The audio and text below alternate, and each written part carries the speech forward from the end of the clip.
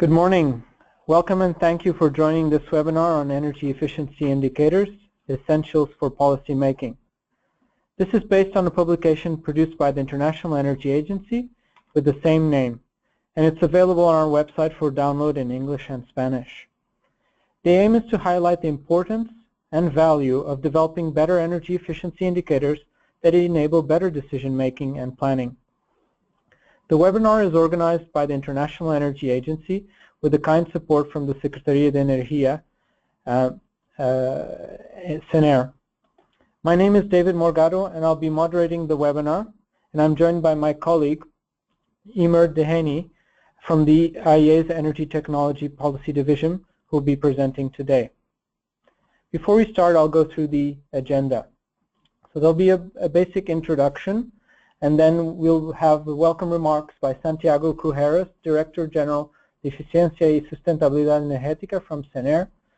Then we'll go through the importance of energy efficiency indicators and how to get started on developing the indicators. Then we'll look at interpretation of trends and the impact of energy efficiency. And finally, we'll have questions and discussion. We would really like to hear from you and would like to include your voice in the conversation. So please ask questions and share comments so that we can discuss these at the end of the webinar. To do so, before we start the webinar, we would like to go through the setup of the webinar and let you know how you can participate in today's session. The slide shows you an example of the attendee interface. You should be seeing something that looks like this on your computer. You joined today's webinar listening through your computer speaker system by default. This means if you usually can hear music on your computer, you'll be able to hear the presentation. If you'd like to call in using the telephone, just locate your audio pane and select Use Telephone. The dial-in information and access code will then be displayed. The number and access code are also indicated on this slide, as you can see below. You also have the ability to ask questions using the questions pane. So simply type in your question either in English or in Spanish and click Send. And at the end of the presentation, we will have time for discussion and go through the questions you've submitted during the presentation. Please note that we'll be recording the webinar, and we'll make a link available for those that have missed the webinar, as well as if you want to share it with your colleagues or would like to go over it again. Unless you have any questions at this time, if not, we will proceed with introduction speech by Mr. Santiago Crujeras, Director General de Eficiencia y Sustentabilidad Energética from CENER. Santiago, are you there? Yes, I'm here. Okay, Can you perfect. hear me? Perfect. Thank you, Santiago. Okay.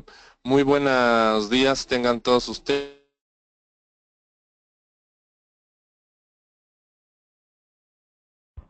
I think we lost you there, Santiago.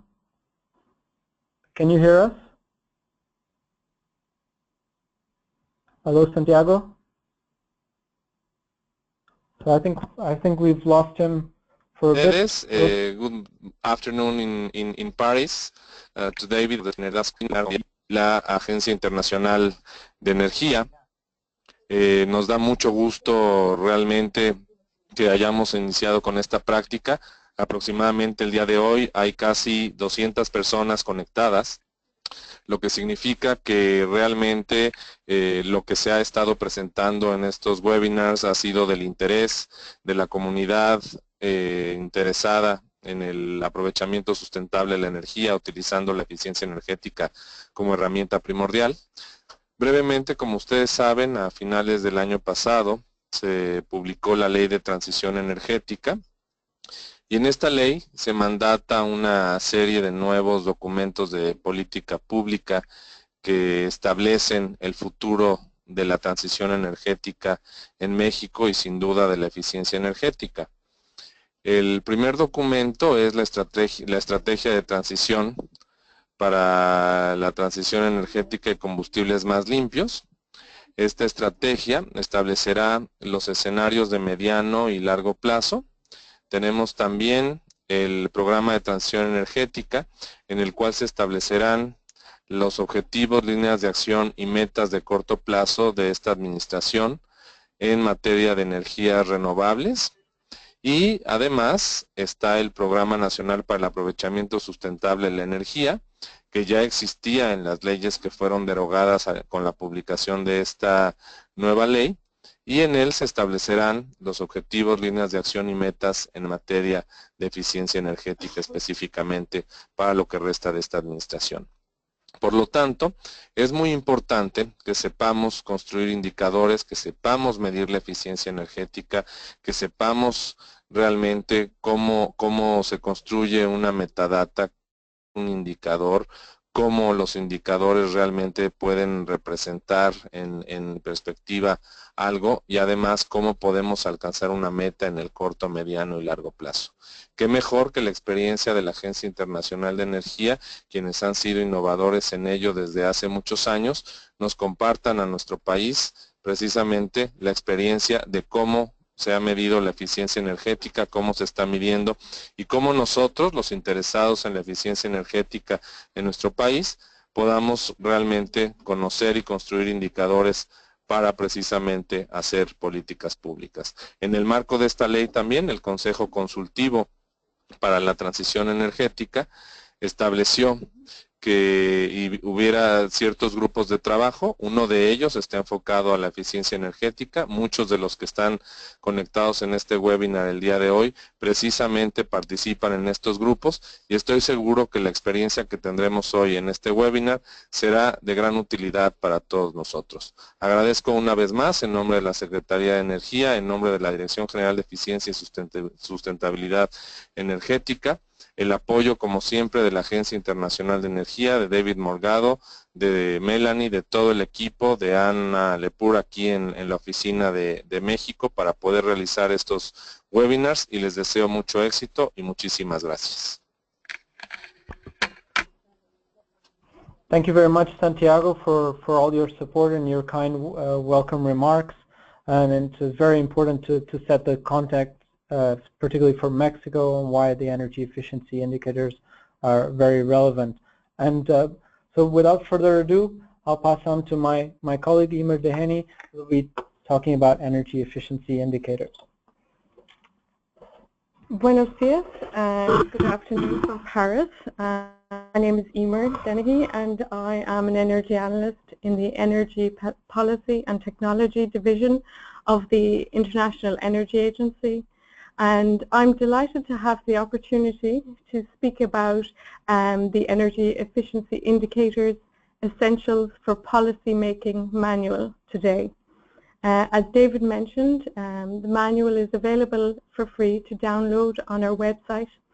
And really, I know there have been a number of webinars in this series, and so the contribution of energy efficiency is probably clear, but I would like to set the context for energy efficiency indicators by starting with reviewing what is the contribution and expectations from energy efficiency.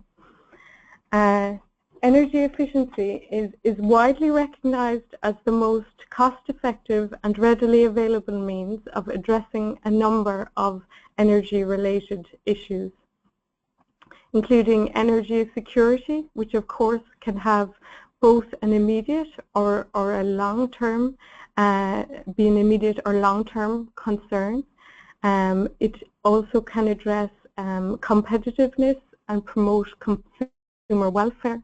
And while there may not be high energy prices at the moment, energy efficiency has a role to play in terms of both energy access and addressing energy poverty. Similarly, energy efficiency has a key role in terms of addressing energy-related emissions, and particularly where local air quality can be a concern. And I understand that's a hot topic in Mexico City at the moment, and also more globally in terms of addressing climate change. Energy efficiency has a key role to play. So what is the definition of energy efficiency? It's defined as doing more with the same amount of energy or the same with less energy. And that's a very broad definition and really doesn't tell us what, give us a concrete example of what energy efficiency actually is. And so that is why we need energy efficiency indicators. Energy efficiency indicators really clarify and convey what we mean by energy efficiency. They make something that isn't tangible, real and understandable. They link economic and human or social activity with energy consumption and the associated energy related emissions, and they verify that what we expect from energy efficiency is real and realized and is achieved. In terms of the role of energy efficiency indicators in policy, they really are required to provide the evidence-based analysis that we need and aspire to for good policy development. And indicators go beyond the energy balances, which essentially are an inventory of energy consumption, to link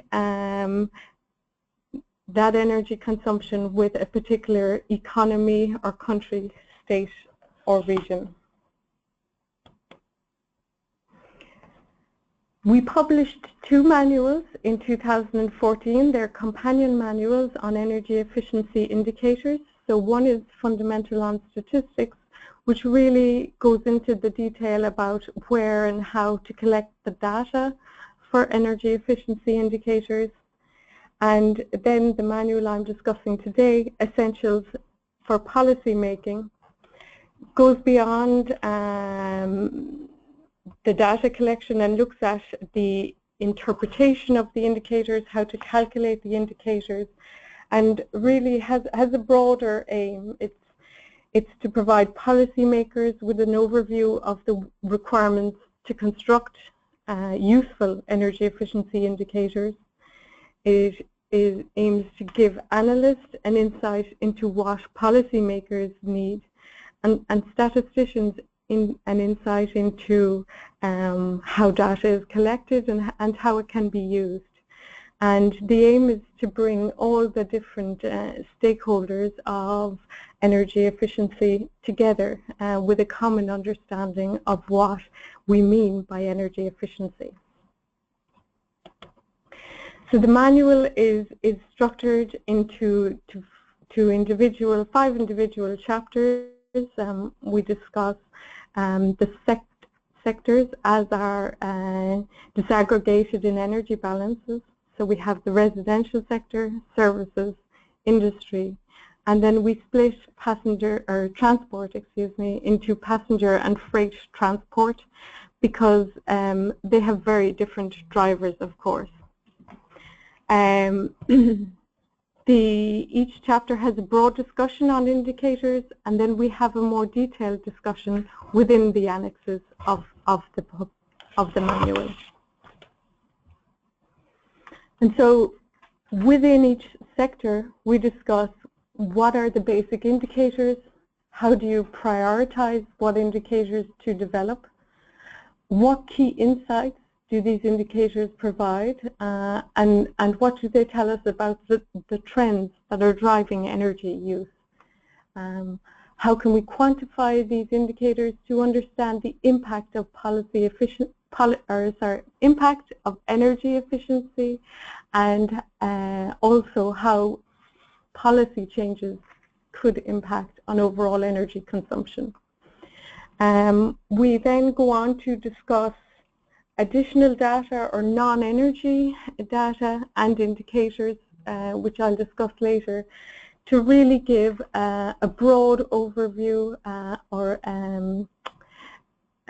a clear picture of what is affecting energy consumption.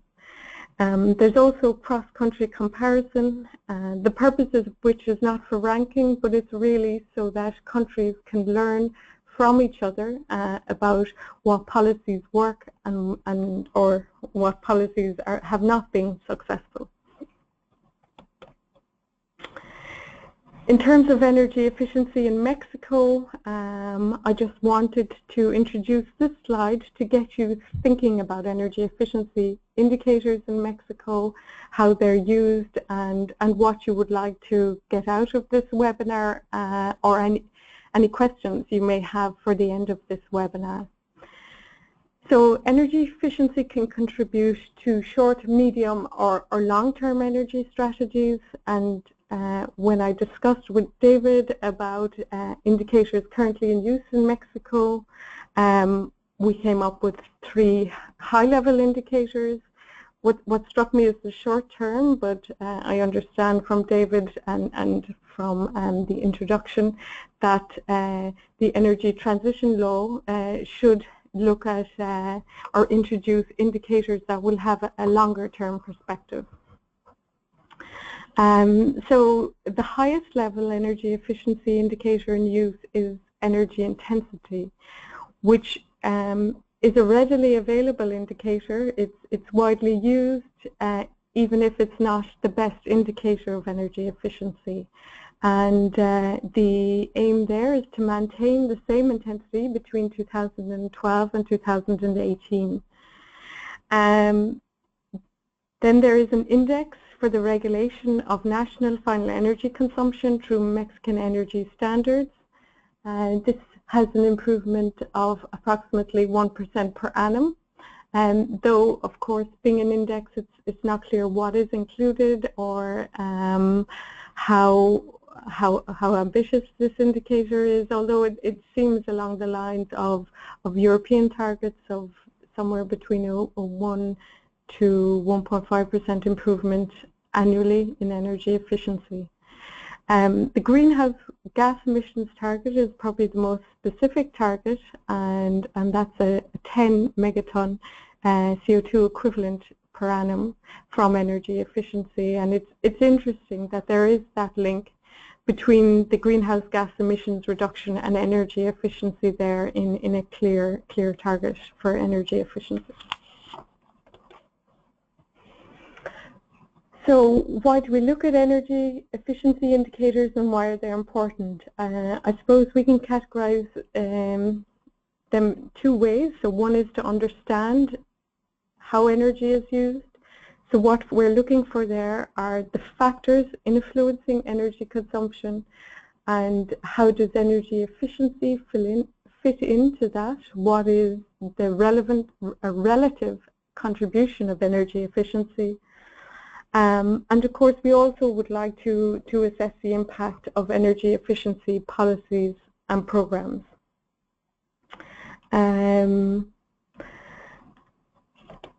Looking at the example of residential energy consumption in Mexico, from the energy balance, we can tell that energy efficiency increased by 13%, I think, over the 25-year period.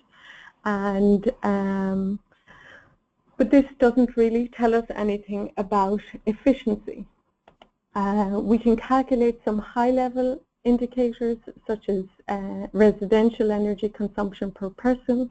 And this gives a very different picture and an encouraging picture of an improvement in or reduction in residential energy consumption per person between 1990 and 2015 there of just over 20%. Looking at residential energy consumption per dwelling, that improved at a faster rate. And then if we look at energy consumption per square meter, we see a slightly different trend there again. So really, one of the points of this slide is that you need a range of indicators to get a broad picture of what's going on. And one thing the manual discusses is the advantages and the limitations of each indicator. In terms of understanding how energy is used, when you look at end-use energy consumption, and this is actually global residential energy consumption, we can see here that the residential energy consumption growth over the period has come from different end-use sectors. So space consumption barely increased over the period, whereas there was significant growth in both water heating, appliances, and in cooking energy consumption. And if we look at the rate of change of the different end uses, we can see that space cooling had a very rapid increase over the period and is the fastest growing end use, where appliances also had a significant growth. So this points towards looking at indicators or getting a better understanding of what's going on in those particular end uses. Moving on to an example of the EU 28 countries, if we look at their appliances end use energy consumption, there's a very interesting trend emerges. So if we look at refrigerators, washing machines, dryers, dishwashers, and freezers, we can see that the energy consumption for those appliances barely increased or did not increase significantly over the period, which points towards the success of labeling and standards within those appliance categories.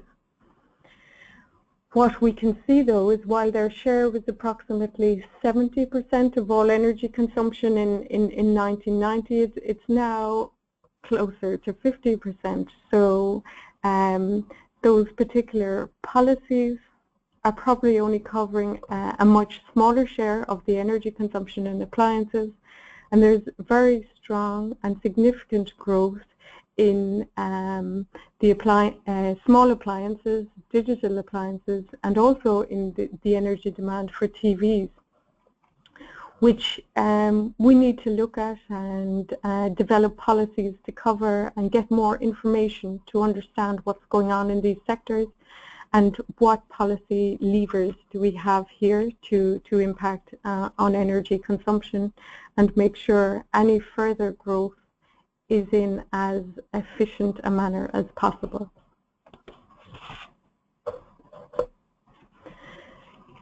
Going back to global residential energy trends here, this is essentially quantifying the impact of energy efficiency. And while we see on the right that overall on the 25-year period there was an increase in energy consumption, we can see that that consumption would have been much larger due to increases in population, in dwelling size, in the number of population, in increases into the stock of appliances, that it would have been much higher except for the energy efficiency improvements that took place over that period. And in fact, it probably would have been 45% higher. So that is a significant contribution from energy efficiency.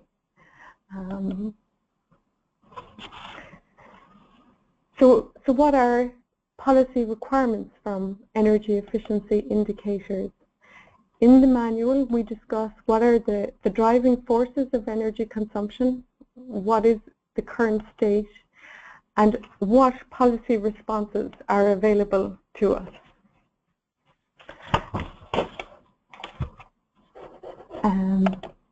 Apologies, that's in Spanish here.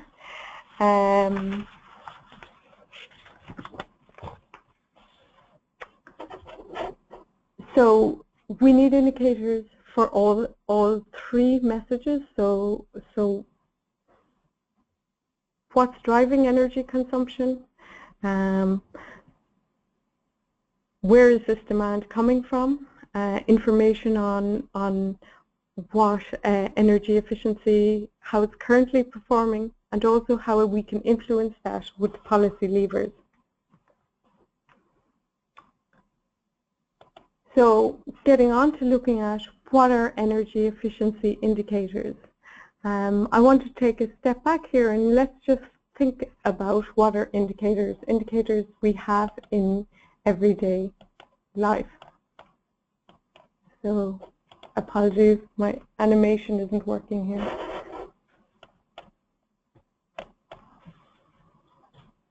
Okay.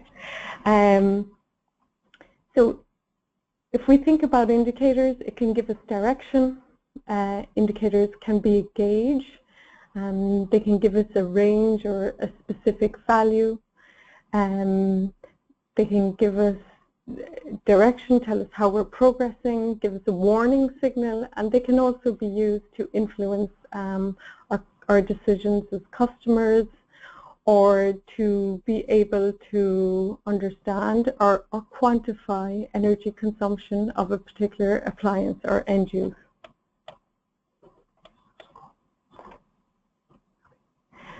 So what then is an energy efficiency indicator?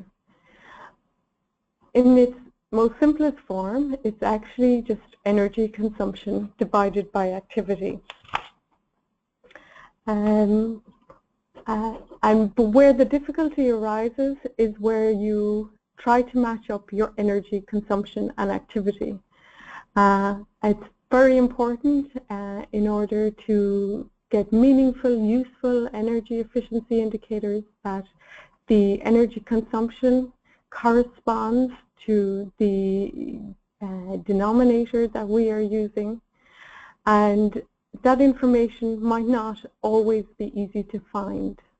We can have activity data that's influenced by other non-energy variables.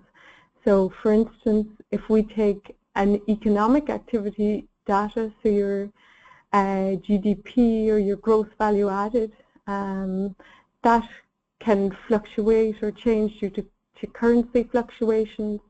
It can be influenced by changes to the mix in activities in a particular economy, or the economic structure, as it's often called, in terms of energy indicators for buildings.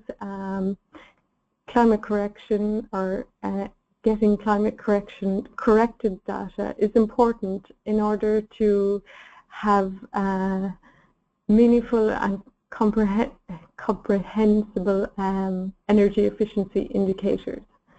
But probably the biggest problem will be data availability. We often just don't have the level of detail that we would like. Activity data may need to be modeled, and this is where the energy efficiency indicators get really interesting, I suppose, in a way. So the manual really aims to get you started at calculating energy efficiency indicators and interpreting them. And to do that, you can look at your prioritization in a number of different ways. You may want to investigate, well, what's the most energy consuming sector and what can we do about that? So for example, maybe transport is, and maybe the recent air quality problems in Mexico City, for example, are a priority in Mexico.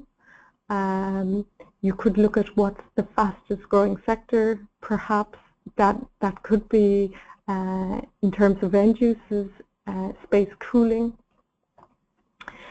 You may have a particular policy goal to roll out electrification, for example, or to promote particular fuels, and in that case you would want to look at indicators by fuel, or you may simply be limited to what data is available.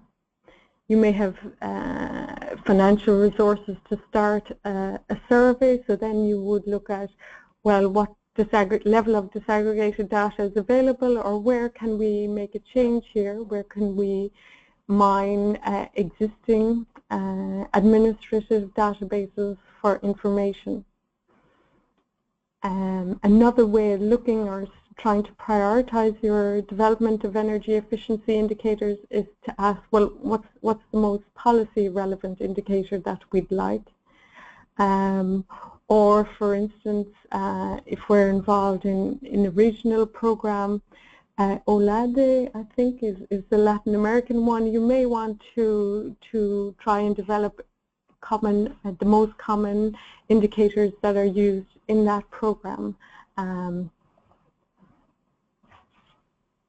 And the way we describe approaching developing energy efficiency indicators in the manual is this pyramidal approach. So what this really shows is that there is a trade-off between more meaningful indicators and the data requirement to calculate those indicators. So the energy intensity, as I mentioned earlier, for which there's the high-level policy target in Mexico, that's easy to calculate. It's commonly used, but it's not the best indicator of energy efficiency. You would have to go to the next level, which is probably the sectoral level, in order to get better energy efficiency indicators. Beyond that, you're talking about going to an end-use level, but of course you need significantly more data as you get more detailed energy efficiency indicators. So within the manual, at the start of each chapter, we describe energy efficiency indicators at different levels of that pyramid, we'll say. So at the sector level, at the end use, at the technology level, that are relevant for each sector. We go through what data is used to calculate those indicators and what is the preferred indicator. So on the right-hand side of this table here, you can see a smiley face down the bottom to show that if you really want to look and understand energy efficiency in this particular sector, this is the aspirational energy efficiency indicator. In a way, this is the indicator that ideally you would have. Then for each level of energy efficiency indicator, we'll discuss different options of indicators that can be calculated and the advantages and disadvantages of each indicator. And this really, there are going to be advantages and disadvantages with each indicator. And this is where, going back to the example of Mexico earlier, where if we used total residential energy or if we used residential energy per person or per dwelling, we get very different indicators of what is the energy efficiency improvement. You could argue even that some are contradictory. So each indicator will have an advantage and a disadvantage, and really we need to develop a range or a set of indicators to get a broad picture of what's happening in a particular sector. So in the Mexico example, there was nearly a 40% improvement in the energy efficiency per dwelling, and this is even though the number of dwellings doubled, yet the floor area decreased by 13%. Overall, there was an energy efficiency or an energy consumption increase, though.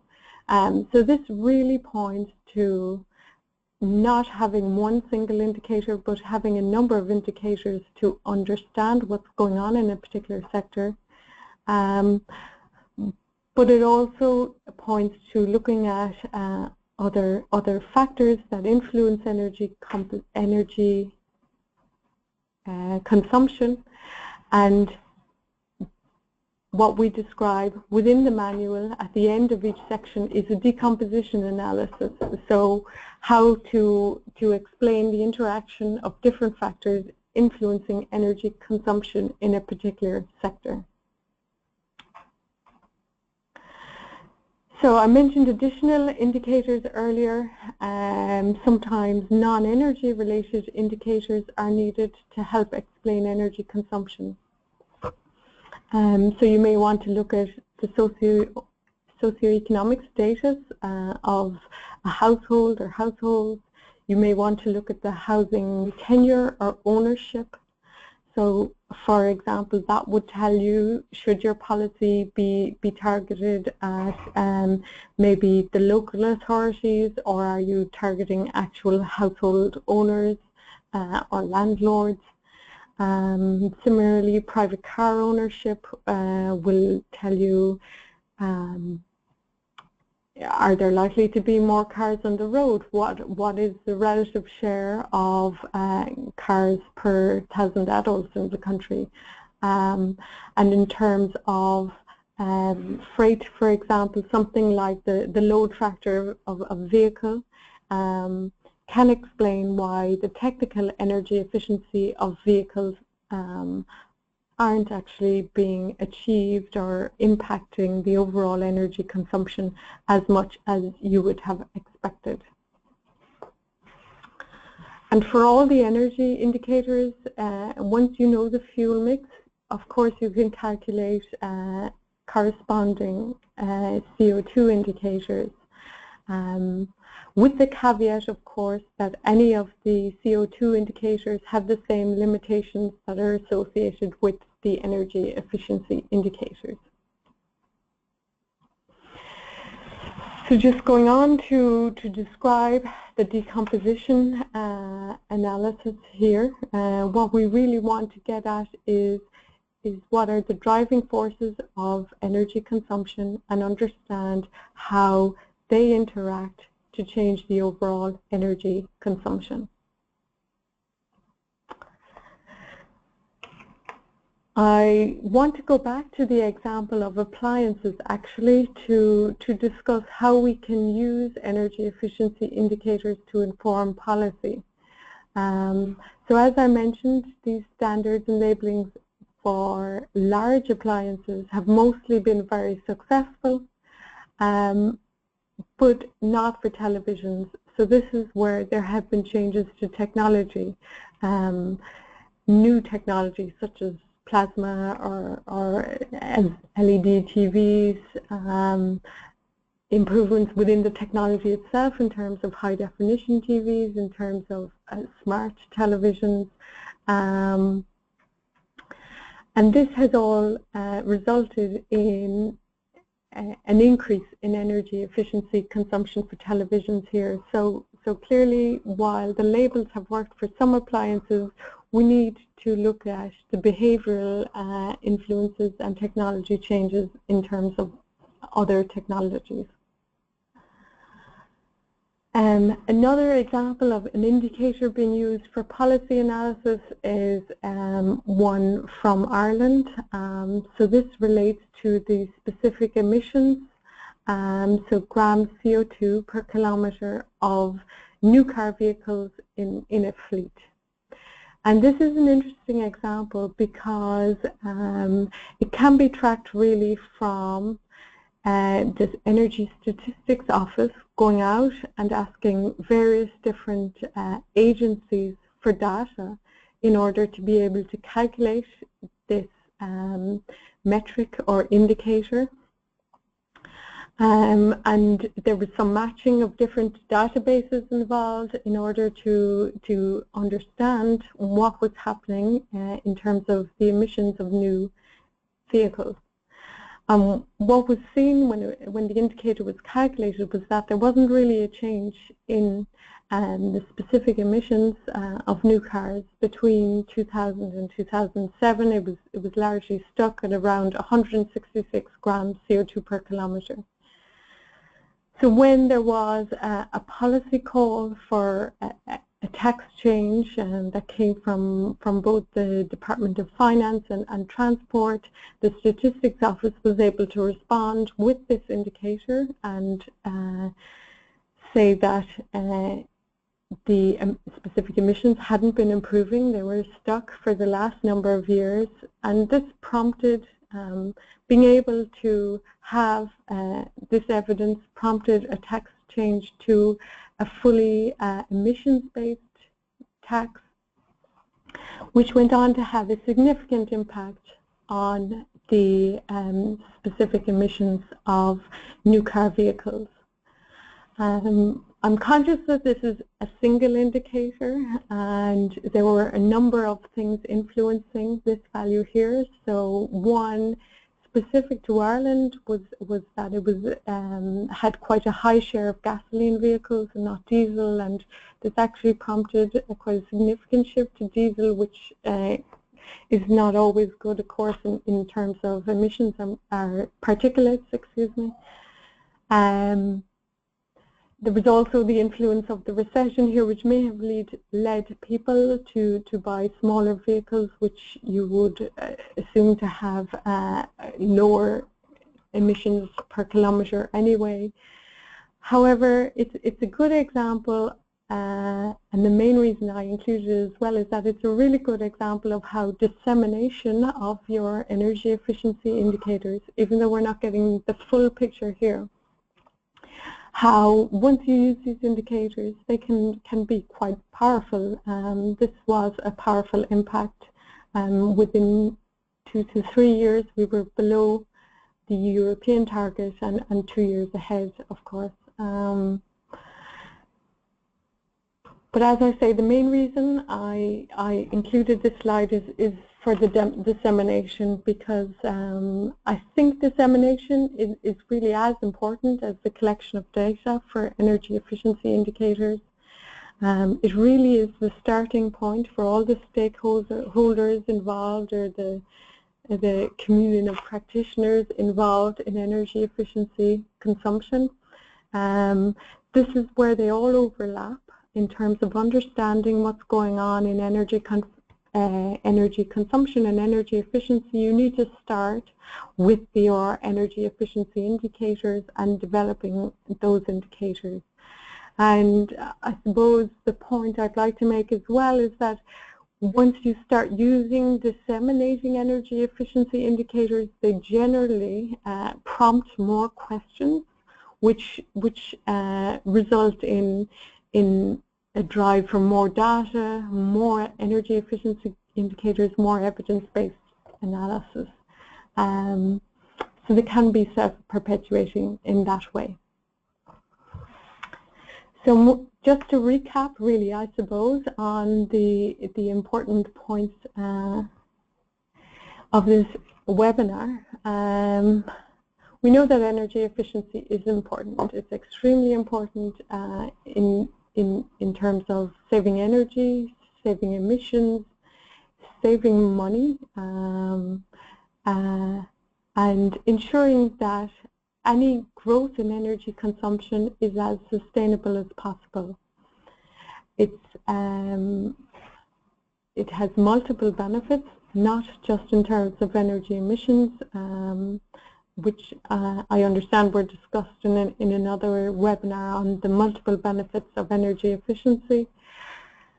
And it has a central role to play in terms of air quality and, more globally, I suppose, climate change policy. So given the importance of this, how do we really measure it or have a common understanding of what energy efficiency is? And that's through developing energy efficiency indicators. And they can tell us what are the trends, what are the interactions between the economic, social activity and energy use, what can we expect, and also what happened, what was the contribution of energy efficiency, and how can we influence that, what policy levers can we use. And of course the aim here is to provide energy efficiency policy that's based on evidence-based analysis. So I've just given a flavor of what is available in the manual. So a good starting point is possibly to read that manual and to understand what are the shared goals of the different stakeholders involved in energy efficiency and energy efficiency indicators. Where can you get started? What data is available, and what are the priorities in terms of developing energy efficiency indicators?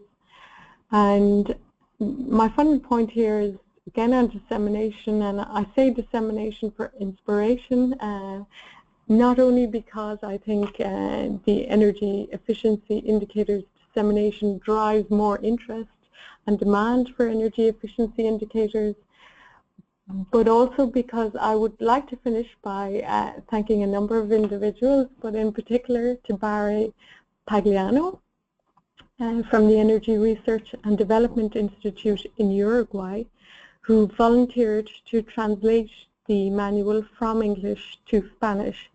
And certainly I'm hoping that, given that we can now disseminate this manual in Spanish, that will now provide inspiration for more energy efficiency indicator development. I'd also like to mention a number of colleagues from the Institute of Diversification and Saving of Energy in Spain who contributed to the proofreading and improving the Spanish translation of the manual, and who also, of course, contributed to the English version of the manual. And the IEA's Energy Efficiency in Emerging Economies program, who funded the translation of the manual to Spanish, and numerous IEA staff from the Energy Efficiency Division, from the Publications Office, and also from the Energy Data section, who all contributed to translating this manual. And I'd like to thank you also for your time and attention, and I look forward to hearing some of your questions. Thank you very much, Emer, for a very interesting and inspirational presentation. And hopefully the people that are attending, we've got 236 people attending, they have been convinced on the importance of energy efficiency indicators and developing, and hopefully that will contribute the ongoing work that SENER and CONUE are already doing on developing further energy efficiency indicators and using those for the new energy transition law. Again, we've got some time now for questions, around 10-15 minutes for questions. So if you do have, please send them through the question pane, either in English or Spanish. That is fine.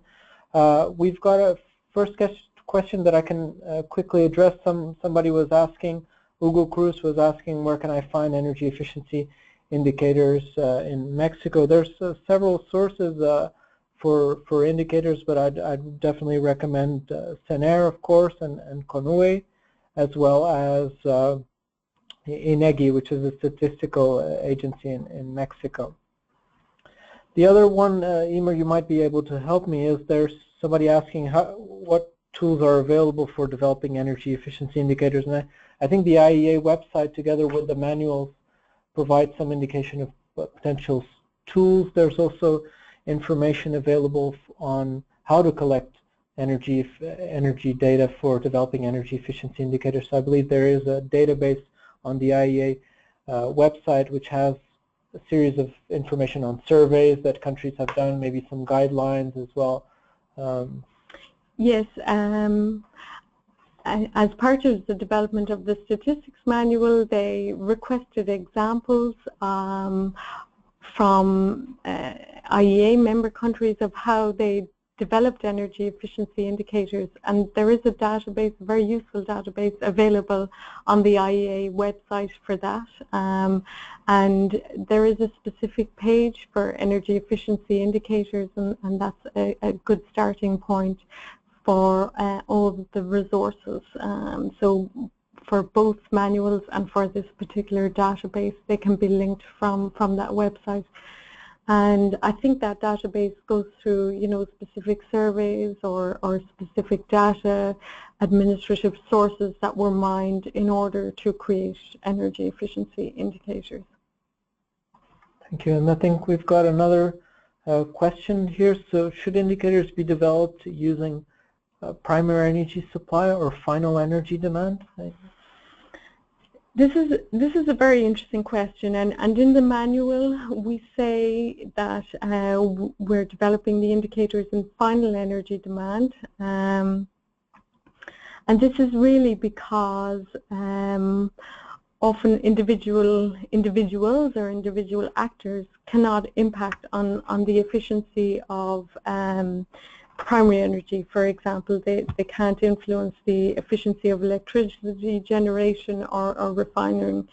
So there is a closer link to final energy and the policy levers, or I suppose who who you're aiming your policy development at, which is why we look at final energy indicators. But of course, if you have the data available, you can also look at primary energy efficiency indicators. The other question we have, it's a combination of two questions. So there's, what is the difference between energy intensity and energy efficiency? And the other question is, what's the alternative to using energy intensity? So intensity is defined as the energy consumption generally divided by an economic indicator, and the economic indicator really doesn't give you an insight into what the technical energy efficiency is, or how you can improve or influence that particular energy efficiency indicator or improvement. So that's why energy efficiency indicator, which is more related to a physical activity, for example, let's say in terms of transport, it would be energy per passenger kilometre. That's a preferred indicator because it's not influenced by other non-energy values. And the second part of the question, sorry. What alternative could be used? So that they're asking in other emerging economies, so if we're not using energy intensity, what could be another indicator that China or India, for example, could be using, or that's been useful? I don't know. Okay, so really there, I suppose, you're talking about looking at breaking out your particular target or your indicators into different sectors, different end uses.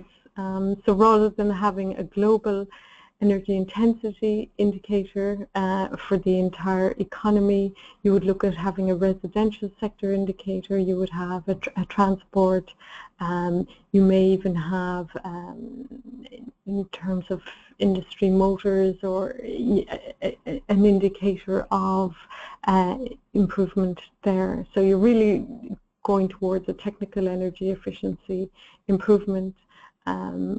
And more data is needed, and that's generally, I suppose, the trade-off. And why intensities are still used is because they're easy and readily available. But ideally, if you can develop more detailed indicators, that is the preference. Yeah, and so in some cases we start looking at macro level at energy savings of a particular program, energy efficiency program. That's one of the indicators that can be used, I think, isn't it? Yes, yeah, yep. The other question I think we've got here is regarding a diagnosis that's been done in Mexico with 32 municipalities at Santiago from CENER mentioned. So this was work done with CENER and World Bank, where they did a diagnosis of 32 municipalities and determined some key indicators to identify where there's where the most cost-effective priorities should be for those cities. So they would look at transport, could be also buildings, residential sector, I think street lighting, and identify three priority areas. So these diagnoses have been done, and they're available on the CENER website. And maybe later on, when we send through the presentation, we can send a link to those, because that's an interesting process where the cities, World Bank and CENER have worked with the cities to collect this data to help them develop indicators, which they can now start tracking and implementing measures and seeing how that progresses and what the impact. And so that's a really interesting case study more at city level. Yeah, and that's another approach. So to rather than just having the very high level energy efficiency indicators to look at, to break it down by region or by city. Yeah. So I think we've come to the end of our session. Thank you very much, Emer, for your presentation. I'd like to thank everybody for their attention and participation in today's webinar. I'm sorry we weren't able to answer all the questions. We suddenly got about 40 questions, and I think we wouldn't have time to address all of them. But we'll try to see if there's some that we can address by email with the help of Sener and Anna Lepore as well. We had some questions. The presentation should be available by end of this week at the IEA's YouTube website, and we'll be sending you a link together with the PDF of the presentation. So please feel free to share it with your colleagues. For us, it's been a real pleasure to conduct this webinar, which we hope you found useful. We'd also like to thank Sener and Anna Lepore, our IEA staff at Sener, for all their support in helping us organize these webinars. We'll continue to organize other energy efficiency webinars, with the next one likely in July 2016. The date will be confirmed, and we'll probably be covering energy efficiency indicators for statisticians. We'll keep you informed, and please do not hesitate to contact us if you have any questions. Thank you. Buenas tardes. Buenos días. Gracias.